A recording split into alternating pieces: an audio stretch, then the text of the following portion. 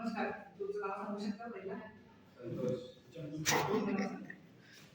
नारायण पाटील. एकूण जमीन किती आहे तुमची? 1.8. आणि तुम्ही राहता कुठे? आणि तुमचे भाऊ वगैरे कुठे आहेत? मोठा भाऊ? तुम्हाला एक किती भाऊ आहे? एक भाऊ आणि एक बहीण. एक मोठा भाऊ. मोठा भाऊ कुठे राहतो? मुंबई. आणि बहीण? तिथं शिफ्ट होतं. पप्पा एक्सपायर किती वर्ष झाली? 3 वर्ष. आणि मम्मी कुठे असते? मम्मी माहेरला किंवा माझी वेळ असते कधी कधी आले तिथं पण कधी येते हे जमीन तुमच्या नावावर कधी झाली? पप्पा असतानाच की पप्पा पप्पा असताना पप्पांनी पैसे नाही मिळाले नावावर. आणि ही जमीन म्हणजे पप्पांनी स्वतः कमवलेली होती का जो म्हणजे अँसेस्टर प्रॉपर्टी Ancestral property होती. अँसेस्टर प्रॉपर्टी मग ह्याबद्दल तुमच्या बहिणीला काय माहित आहे का? नाही, त्यांना आताच कळालं की त्या बहिणीला म्हणजे प्रॉपर्टी म्हणजे भाग करायचं तिला कळालं की ही तर माझ्या नावावर आहे. तुम्हाला माहित होतं ना? तुम्ही या 3 वर्षात एकदा तरी भेटला असाल की भेटलो. त्यावेळी तुमचं काही खर्च झाला नाही याच्यावर किंवा तुम्हाला कधी असं वाटलं नाही की त्यांनी तुम्ही सांगितलं सांगावं? झालं नाही ते मला कधी मनात आलं नाही सांगावं. बरं, तुम्हाला कायदा माहित आहे का? सामान्य कायदा जे सगळ्यांना माहित पाहिजे ते माहित आहे का?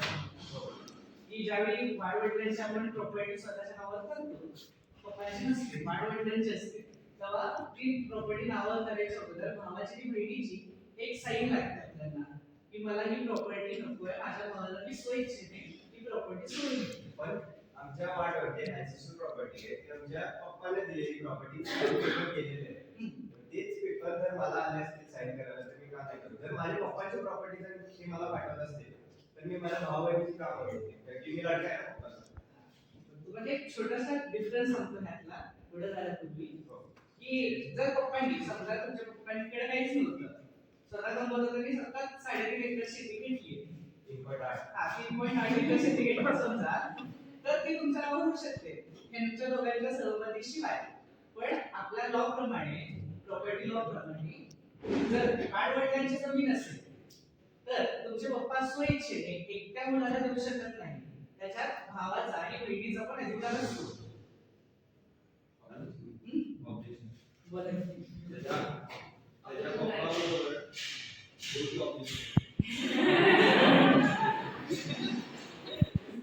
त्याच्या पप्पाबरोबर एकटा मुलगा आपला आणि पप्पाचा लाडका ह्यो होता. हे दोघांना पप्पाचा सपोर्ट गेले का पप्पाच्या घरी आले कधी जीवन नाही मेलाय विचारलं पण आलं नाही. ते त्याची लग्न करून तिकडे गेली, दिवाळीला लग्न करून त्याच्या मुलग्याबरोबर बायकोबरोबर गेले. त्यांचे काही संबंध देत नाही पप्पाबरोबर राहताना मागायचं की पप्पा तुमची नाव आहे माझ्या नावावर. त्यासाठी त्यांच्या हाताला नाव द्यायला लागतं, त्यांची सेवा करायला लागतं.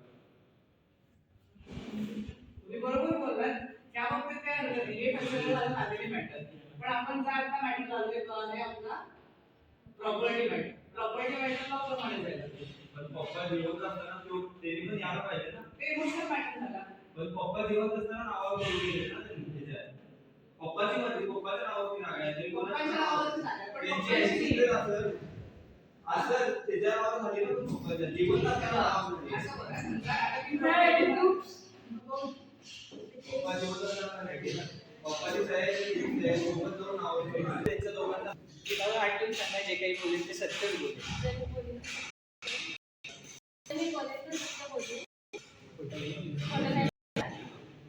माझं नाव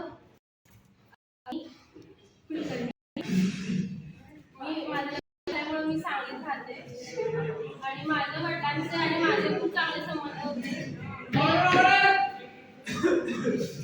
ते सारखे यायचे माझ्याकडे किंवा मी जायचे त्यांच्याकडे. लग्न झाल्यापासून थोडं झालं असेल कमी अंतर, पण सारखे जायचे सणाला वगैरे ते यायचे आम्ही जायचो. पण आणि 2005च्या ऍक्टनुसार मी पण एक वकील आहे, त्यामुळे 2005च्या ऍक्टनुसार हक्क पडतो, पण ती अँसेस्टरची प्रॉपर्टी होती. ती प्रॉपर्टी मग वडिलांच्या नावावर आली, त्यामुळे माझा आणि माझ्या भावाचा सेम हक्क आहे आणि माझ्या आईचा पण हक्क आहे. तर ती प्रॉपर्टी मग 4 मध्ये डिवाइड व्हायला पाहिजे. तुम्हाला काही वडिलांनी तुम्हाला असं काही बोललं होतं का की मी ही प्रॉपर्टी फक्त आणि फक्त संतोषाच्या नावावर करणार आहे त्यावेळी तुम्हाला काही त्यात वाटा मिळणार नाही. नाही असं काही बोलले नाही. मग ज्यावेळी वडिलांनी संतोष नावाची जमीन घेतली, ती गोष्ट तुम्हाला माहिती होती का? नाही माहिती नव्हतं.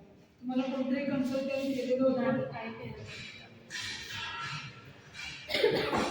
तर तरी म्हणतात की वडिलांनी दोन्ही मुलांना काही कन्सल्ट केलं, मी जागा फक्त संतोष नावाच करणार आहे.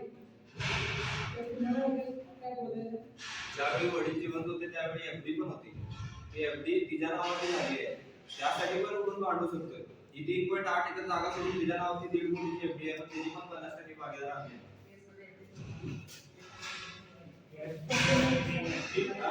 एफडी नाही म्हणून सांगितलं. जे काही बोलले ते खरं बोलले. जे काही बोलले ते खरं बोलले. खोटं काही बोलले नाही.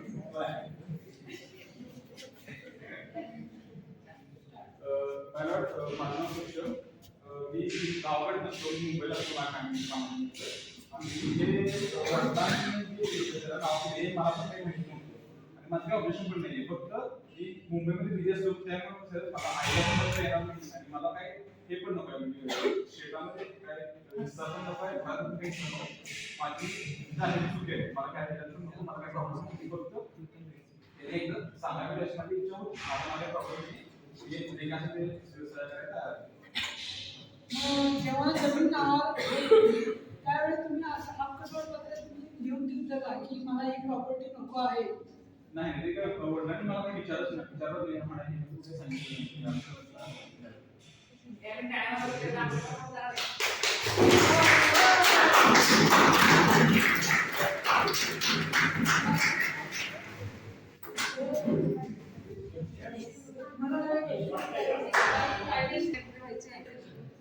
ज्यावेळी वडील जिवंत होते त्यावेळी त्यांचं खर्च करून काढलं. बरं, मी थोडेफार पैसे पाठवत होतो, पण मी फिजिकली बघायला गेलो, फिजिकली त्यांनीच केलं, संतोष केलं. प्लस त्यांच्या घरात सगळं लाईट बिल, पाणी सगळं जे केलं ते कोण केलं? थोडेफार पैसे पाठवत होतो, पण हे खर्च तो मग त्या खर्चाला वेगळे हिशोब आहे. त्याच्यात तुमचे पैसे, आम्ही भरलेले पैसे आणि तुमचे पैसे मिळून 3 हिस्से करून त्या 2 हिस्से आम्हाला पैसे येणं बाकी आहे. हे पण आम्ही आमच्याकडे कागद आहेत. आतापर्यंत झालेल्या हॉस्पिटलचे खर्च, मम्मी पप्पाला खाण्यापिण्याला लागणारा खर्च, प्लस त्यांच्या घरात राहणारा खर्च, मावशी खाणं पिणं घरी जेवढं पण आहे त्याचे पण आमच्याकडे हिशोब आहे. त्याच्यात पण भागीदारी येणं बाकी आहे, जागेवर पण आहे. मायलॉट मी याच्यावर एक बोलू इच्छितो की आता तरी म्हटले की शेतीचं म्हणजे एवढ्या वर्ष आई वडिलांना पण बघितलं, आई वडिलांची शेती कोण यूज करत होतं हा प्रश्न माझा आहे. जागा मोकळी आहे 3.8 एकर. तिथे शेती केली नाही केली ती आमची जागेत काय करतात त्यांना कोण यूज करत होतं ते बेसलेस आहे. उसाचे बिल माझ्याकडे उसाचे बिल आमच्याकडे आहे, आमच्या क्लायंटकडे आहे. शेती मोकळी होती हे वाक्य खोटं आहे आणि शेती इतक्या वर्ष तुमचाच क्लायंट वापरत होता ह्याचा प्रूफ आमच्याकडे आहे.